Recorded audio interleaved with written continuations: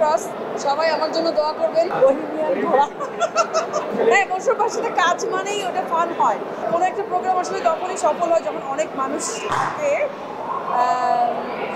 তো এখানে অনেক মানুষ, আমার মনে হচ্ছে বাইফা খুবই ভালো হবে। আগের বারটাও খুব ভালো হয়েছিল, এবারটাও খুব ভালো হবে। এবার তো স্পেশালি আমার নমিনেশন আছে নয়া মানুষের জন্য। নয়া মানুষের জন্য এটা আমার প্রথম নমিনেশন। সো বাইফা আমাকে প্রথম নয়া মানুষের জন্য মানে একনলেজ করেছে। সো থ্যাংক ইউ বাইফা। I hope I will enjoy. মানে নয়া মানুষ নিয়ে আসলে নয়া মানুষ আমার কাছে খুবই স্পেশাল একটা প্রজেক্ট ছিল। আমার পরিচালক সোহেল রানা বয়াতি, আমি, রৌনক হাসান ভাই, তাছাড়া নয়া মানুষের যত কলাকুশলী আছে আমরা সবাই খুব কষ্ট করে সম্পূর্ণ নিজের প্রচেষ্টায় চেষ্টা করেছি আসলে সিনেমাটা করে আসার। বহিমিয়ান ঘোড়া,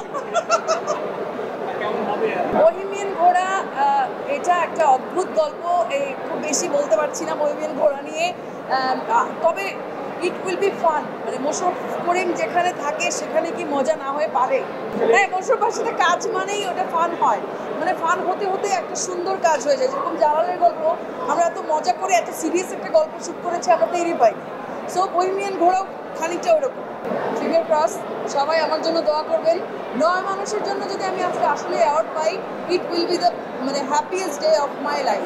যদি নাও পাই, কারণ অনেক অনেক গুণী গুণী অভিনেত্রী আমার সঙ্গে নমিনেটেড হয়েছেন, অনেক ভালো ভালো অভিনেত্রী নমিনেটেড হয়েছেন। আমি যদি নাও পাই তাও আমার কোনো দুঃখ থাকবে না, আমি নমিনেটেড হয়েছি, এটাই থ্যাঙ্কস গড।